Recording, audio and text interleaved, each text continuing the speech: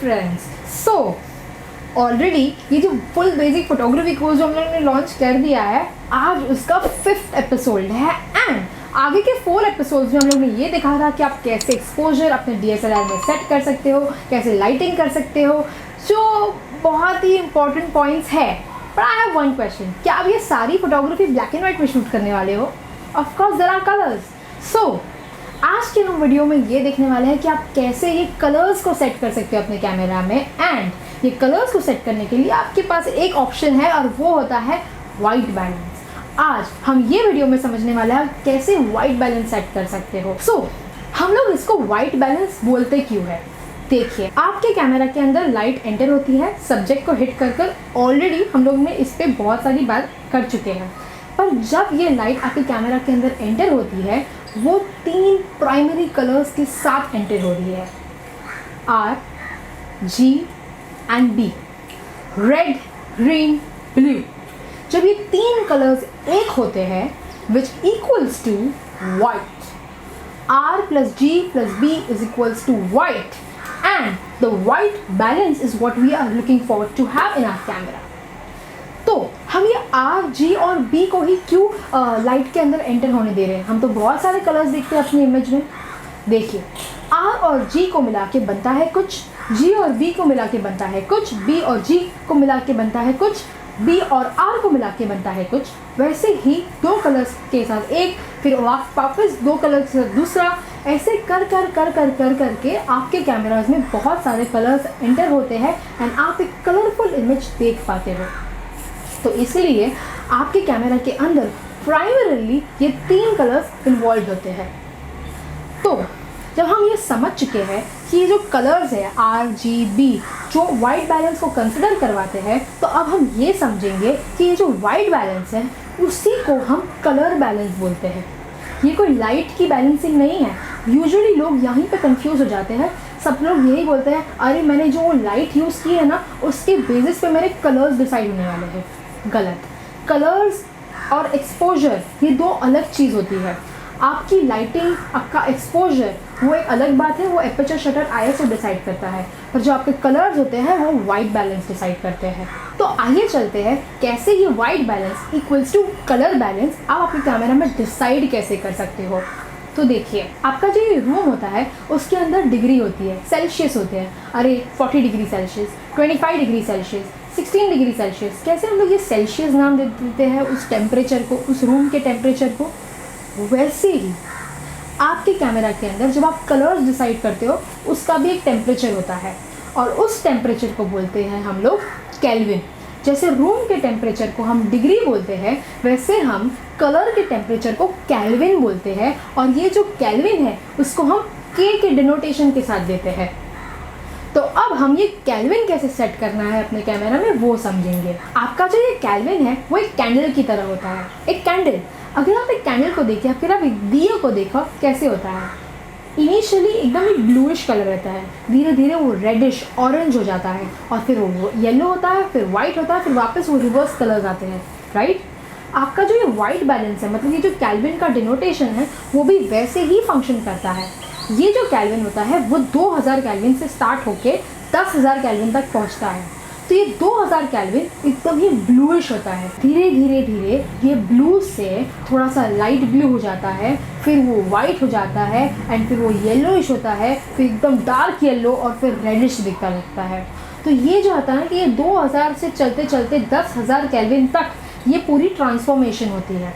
अगर आपको ये कैंडल के साथ ना समझे तो आप उसको सनराइज़ और सनसेट के साथ भी एनकाउंटर कर सकते हो। जैसे आप सनराइज़ के पहले अगर पहुंचते हो तो कैसे पूरा ब्लूइश होता है और फिर धीरे धीरे सनराइज़ होता है, तब थोड़ा सा हल्की हल्की वो लाइट ब्लू से वाइट एंड फिर येलो एंड फिर रेडिश, ये सारे जो कलर्स आपको सनराइज़ और सनसेट के वक्त मिलते हैं, वैसे ही आपका केल्विन भी सेट किया गया है। अभी जो हमने बात की वो जो सिचुएशन है, वो जो रूम है, उसका जो कलर टेम्परेचर है उसके बारे में बात की कि कैसे वो धीरे धीरे बढ़ता जाता है और 3000 से 10,000 केल्विन पे पहुंचता है। पर ये है सिचुएशन के कलर्स के बारे में। अभी इसी सिचुएशन में अगर आपको नेचुरल लुकिंग इमेज खींचनी है जहाँ पे सारे कलर्स आपके कपड़ों के या स्किन टोन वो सारे राइट सेट हो, तो आपके कैमरा के अंदर उसी सिचुएशन के केल्विन का अपोजिट केल्विन सेट करना है। मतलब अगर वो सिचुएशन में 10,000 केल्विन है तो आपको उसके सामने का कलर 3,000 केल्विन अपने कैमरा के अंदर सेट करना है। इससे क्या होगा, तो वो जो वार्मनेस है वो रूम की, वो आपके कैमरा के अंदर जो आप ब्लू इफेक्ट मतलब ब्लू कलर सेट कर रहे हो वो उस वार्मनेस को काट देगा और आपको एक नेचुरल लुकिंग इमेज मिल जाएगी। तो वैसे ही जैसे जैसे उस रूम का टेम्परेचर बढ़ता है या घटता है, उसके ही सामने आपको भी वाइस वर्सा आपका जो टेम्परेचर है कैमरा का, मतलब जो केल्विन आप सेट कर रहे हो अपने कैमरा में, उसको भी वैसे ही उसके अपोजिट चेंज करना है। देखिए, अगर आप ऐसे सिचुएशन में हो जहाँ पर आप एक टंगस्टन बल्ब यूज़ कर रहे हो, मतलब वो वार्म बल्ब यूज़ कर रहे हो, तो आपको आपका केल्विन 3200 रखना चाहिए, जहाँ पर आपका कैमरा एकदम ब्लूइश इफेक्ट देगा, मतलब ब्लूइश टेम्परेचर होगा और उसके सामने जो रूम है उसमें एकदम वार्म टेम्परेचर होगा। तो जब आप वार्म देख रहे हो, वार्म सारी येलोइश चीज़ें देख रहे हो और आप आपके कैमरा के अंदर ब्लूइश कलर सेट कर रहे हो, क्या हो रहा है, यही ब्लूइश कलर उस वार्म कलर को काटता है and you kind of see a white, मतलब न्यूट्रल कलर। मतलब जो ये स्किन टोन होती है, जो स्किन के कलर्स होते हैं या कपड़े के कलर्स होते हैं, वो सारे एग्जैक्ट वैसे ही दिखते हैं एंड यही एक फोटोग्राफर का गोल होता है। हर फोटोग्राफर ये चाहता है कि जो इमेज वो कैप्चर करे उसके सारे कलर्स न्यूट्रल और अच्छे हो। उसके बाद अगर आपको पोस्ट प्रोसेसिंग के वक्त उसमें कलर्स ऐड ऑन कर रहे हैं वो सही है, पर अभी से उसमें कलर्स ऐड ऑन करना सही नहीं होता है। आई फील पर्सनली बाद में आप कर सकते हो। तो अगर आप टंगस्टन वाइट बैलेंस यूज़ करो तो क्या होता है, आप 3200 पे रखते हो एंड यो येलोइश जो कलर है उसको आप काट रहे हो।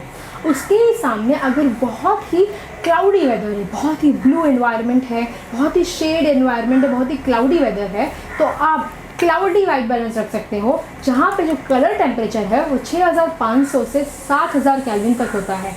मतलब आपका जो कैमरा है वो येलोइश और रेडिश कलर देता है और जो सिचुएशन है वो बहुत ही ब्लूइश है। तो ये ब्लूइश सिचुएशन को काटने के लिए आप ये सारे केल्विन यूटिलाइज करते हो। तो जब आप क्लाउडी वेदर में होते हो तब आपको 6500 जितने हाई केल्विन सेट करने पड़ते हैं, जो 5000 के ऊपर होते हैं। एंड इससे क्या हो रहा है, जो भी आपका ये ब्लूइश एनवायरनमेंट होता है उस पर येलोइश टोन आ जाता है और आपको एक न्यूट्रल कलर मिलता है। पर अगर आप ऐसी सिचुएशन में हो जो है ही वाइट, देखो आपकी आंखों से दिखे वैसे नहीं, आपके कैमरा के अंदर जो दिखे वो सच होता है। आपकी आंखों के अंदर ना एक ऐसा फिल्टर होता है जहाँ पे जो भी कलर्स होते हैं ना, आप धीरे से एकदम जल्दी से उसके साथ सेट हो जाते हो। आपकी आंखों में ये पावर होता है, पर आपका कैमरा ये सारी चीज़ें नहीं समझ पाता है। जो आपके कैमरा में दिख रहा है वो सही है। अगर आप शाम को 4:30-5 बजे शूट कर रहे हो तब आपको काफ़ी वाइट लगेगा कलर, आपको जो भी स्किन टोन मिल रहे हैं काफ़ी न्यूट्रल मिलेंगे। तो ऐसी सिचुएशन में आपको आपका केल्विन 5200 रखना चाहिए, जिससे क्या हो रहा है, आपको एकदम ही वाइट कलर मिल रहा है। पर अभी के लिए आपके पास वहाँ पे कुछ प्रीसेट्स दिए हैं, उसको आप यूटिलाइज कर सकते हो। एक होता है ऑटो वाइट बैलेंस।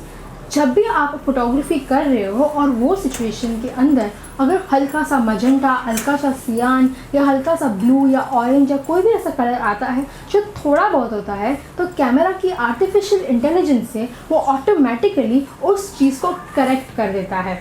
अगर आप बिगिनर फोटोग्राफर हो और एमेच्योर फोटोग्राफर हो तो ऑटो वाइट बैलेंस आपको काफ़ी जगह पे हेल्प करेगा, बट उसके बहुत सारे लिमिटेशंस होते हैं। आप समझिए ये कैमरा की आर्टिफिशियल इंटेलिजेंस है, तो उसके अपनी ही एक लिमिटेशन हो। आपको अगर केल्विन मतलब कलर सबसे बेस्ट सेट करने हैं तो आपको केल्विन पे ज़्यादा प्रैक्टिस करना पड़ेगा, ट्रायल एरर करना पड़ेगा एंड देन इवेंचुअली आप अच्छा वाइट बैलेंस सेट कर पाओगे। अब आप समझ रहे हो कि हम इतने सारे एपिसोड्स शूट कर रहे जा रहे हैं, बहुत सारे एपिसोड्स तो हम लोग ने पहले भी अपलोड, तो आप मुझे नहीं समझ में आ रहा क्यों सब्सक्राइब नहीं कर रहे हो चैनल को। Go ahead and subscribe to our channel. And कोई भी क्वेश्चन हो, चाहे कितना भी आपको लगे कि मैं पूछूं ना पूछूं, don't worry, we will answer your question. just DM us on Instagram or comment below. We'll surely reply to you as soon as possible. Thank you so much. See you soon.